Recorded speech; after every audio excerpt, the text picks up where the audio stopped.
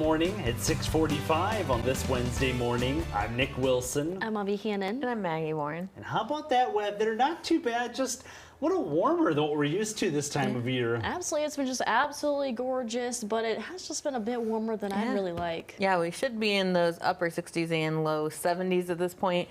Temperatures today going to be in the upper 70s and low 80s, so at least 10 degrees warmer than our typical high temperatures for this time of year. 78 that forecast high in Sioux City, even up to 80 in Yankton. So a warm day on the way, and we continue to see that high probability of warmer than normal conditions through the first days of October as well. That's about a 90% chance through all of Siouxland, encompassing all of Minnesota, almost all of Iowa, all of South Dakota, and all of the Dakotas, and then most of Nebraska. We do continue to see that, and as I mentioned, our average high temperature should be in those mid 70s and upper 60s by October 4th, upper 60s. For today, 74, that average high, 71 by September 30th. And for September 1st, this time at the beginning of the month, it should have been about 80. So we're closer to those early September levels as opposed to where we should be for this time of year. I'll let you know if we see any cooler air on the way, and another check of your full forecast coming up. Avia? Well, the city of Vermillion, South Dakota is taking steps to keep local housing affordable. In April, they received a grant for $20,000 from the International City Management Association. A survey was created to allow community members to share if they were facing property repairs they couldn't afford, with the hope of using the funds to ensure more affordable housing options can remain accessible. In particular, that low to moderate income housing, we're seeing plenty of new housing that's being constructed, but we're trying to look at the existing housing stock we have. What are some repairs that property owners might need to help maintain those properties, to help keep them viable, and in particular affordable for our low and moderate income individuals. The survey is set to close on Friday. After that, the city will determine where the funds will go and the most good. Funding will come directly to the city of Vermillion, and then we will have a program, a way to disseminate that, whether we are going to pay the contractors directly for work that they might perform, or we're going to reimburse homeowners for the expenditures that they have, or maybe it's buying the materials for the homeowner so they can, depending what that repair is. But the money will come directly from the city into those respective homes. The Government Research Bureau at the University of South Dakota is also helping to run the project. Elsewhere, Siouxland has a lot of great options for higher education, but did you know the region is also home to one of the country's top flight schools? Iowa Lakes Community College has had an aviation program since the late 70s, and according to Flying Magazine, it's the #1 aviation program among community colleges and third best when you count all colleges. We hold a very high standard, Part 141 flight school. That's going to benefit anybody out in the pilot world, but it might be harder than some others are expecting when they're just flying on weekends and not having a structured curriculum and standards. The school recently opened a new airport campus in Spencer, Iowa, creating space to accommodate more students. And meanwhile, if you have a #9 birthday coming up, KCAU-9 would love to help you celebrate. That's right. Each week we're celebrating the 9s right here on Good Day Siouxland. If you or a loved one is turning 9, 99, or any 9 in between, we want to hear about it. Every Thursday morning, we share our list of birthday shout-outs, and one lucky person will take home a birthday gift from one of our sponsors. So if you'd like to be featured, just go to SiouxlandProud.com and click on Celebrating the 9s under the Contest tab to enter by Tuesdays at noon. And now it's time to meet today's Stray of the Day. Every day we share a pet picked up by Sioux City Animal Adoption and Rescue who's waiting to go home. That's right, and this is Curly, a 1 to 2-year-old male French Bulldog mix. He was originally adopted from the rescue, but had to be returned recently. The rescue says he's a bundle of joy that knows his basic commands and has a ton of energy. Curly is available for adoption now. And if you lost your pet, you're looking to adopt, or you'd like to sponsor a pet for adoption, you can visit the rescue's website, go to SiouxCityAnimalRescue.com. And Curly sure looks like a nice dog, just looks a little scared in that photo. Absolutely. Maybe he has like a curly tail or something, and that's where they got the name for it. Like curly fries. Those are delicious. Could be, yeah. Maybe like an ironic name where he's not curly, so that's why they named him Curly. Maybe he curls up in a ball when there's some cooler weather out there, which we're not going to be seeing in the next couple of days. But yeah, looking pretty nice out there with the weather, and Curly might like that weather. A gorgeous forecast or gorgeous view on our Ho-Chunk Center camera rather. A nice little sunrise ongoing out there for us, and we continue to see those temperatures in the mid and upper 50s. The 49 still in Spencer, 57 through Yankton and Bloomfield, 56 in Wayne and Norfolk, 52s out there Cherokee and Ida Grove, and dew points pretty similar to those actual air temperatures. Some calm winds as well, but we don't have a whole lot of moisture, so not seeing a whole lot of fog trying to develop out there this morning for the most part. We do see a few clouds popping up to our south. Most of the area is in the clear though, seeing clear conditions, and we continue to see mostly clear conditions through the day. We do see some clouds popping in by our lunch hour, maybe a stray sprinkle as a warm front arrives. That quickly moves out, and we see those clouds clearing out into our Thursday morning and Thursday afternoon. Looking at a beautiful day for our Thursday to head into our Friday as well. Looking at some clear conditions. Going to be a nice end to our work week.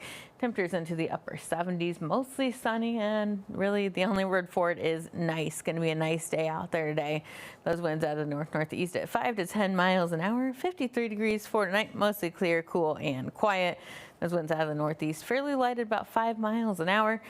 Sunshine for our Thursday and our Friday, and through the weekend, temperatures into those low and mid 80s for us, looking excellent out there.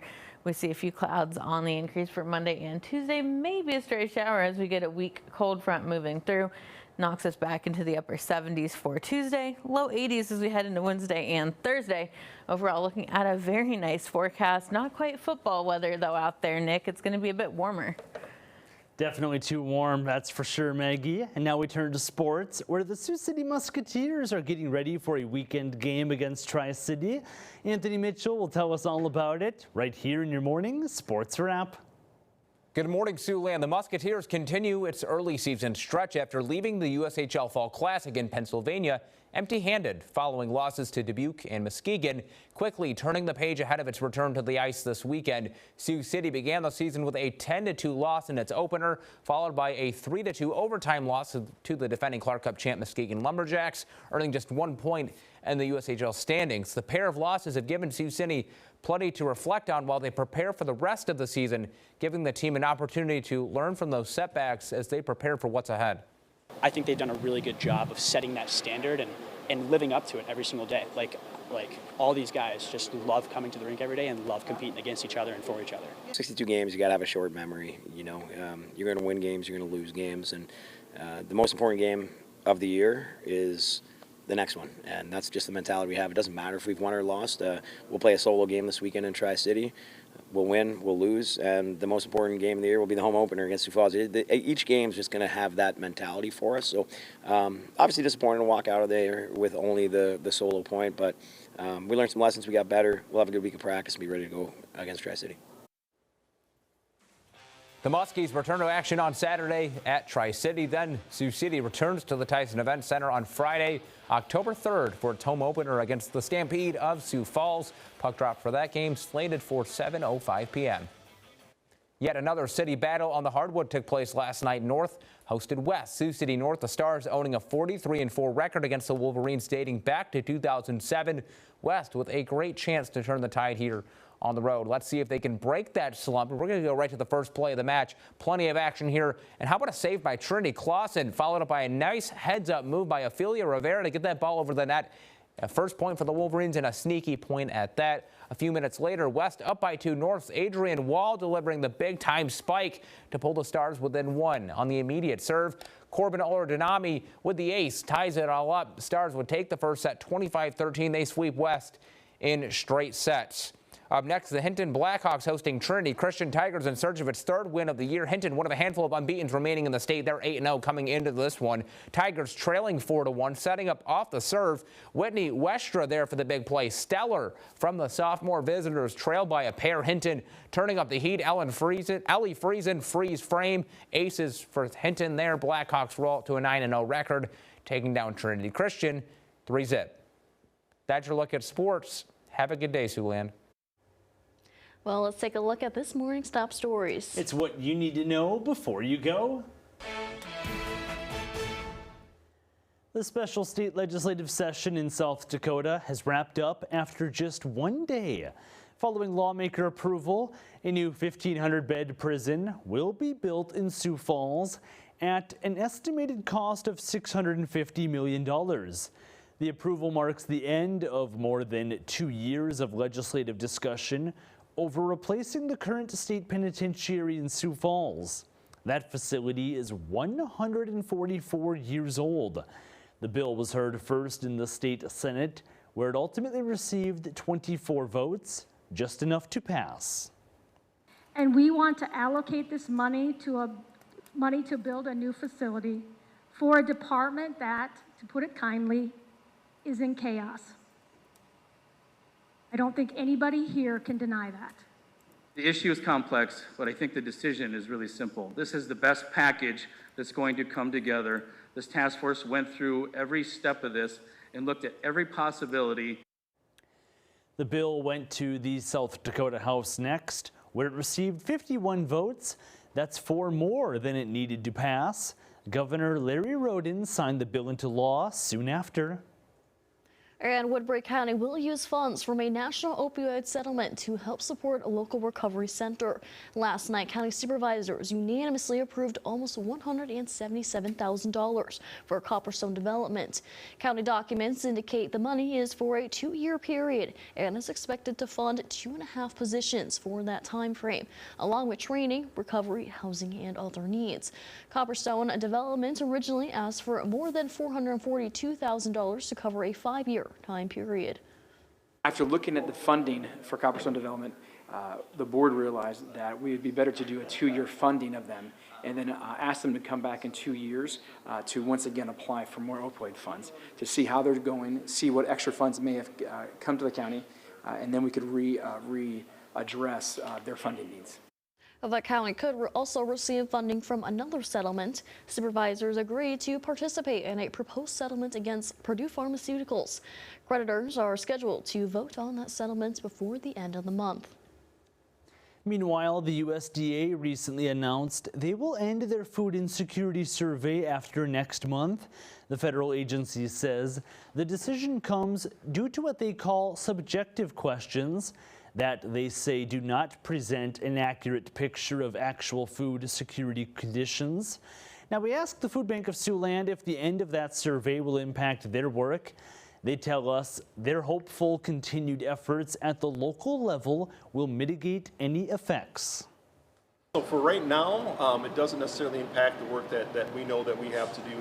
Our agencies report to us how many households and individuals that they're serving, and as long as that we're seeing those increase, we will reach out and use the facts that we have to communicate what's going on in hunger for us.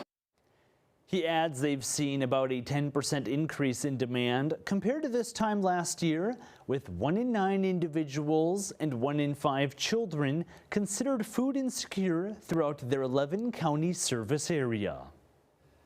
And one last check on that forecast. It's still a bit of that summer heat.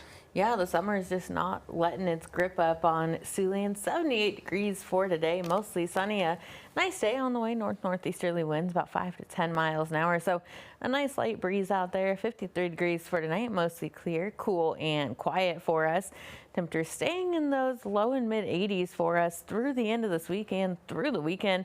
Mid 80s for early next week as well. A cool front arrives Monday into Tuesday, brings some spotty shower chances, knocks temperatures back into the upper 70s and low 80s. But overall, we do stay sunny and dry and very much summer-like instead of fall-like for us. I'm kind of ready for those temperatures to be in those upper 60s, low 70s where we should be. Yeah, might have to reopen the pools at this rate. Honestly, I'm ready for sweatshirt weather. Me too. I miss it. Me too. All right, thanks for watching. Join us again at 11:30.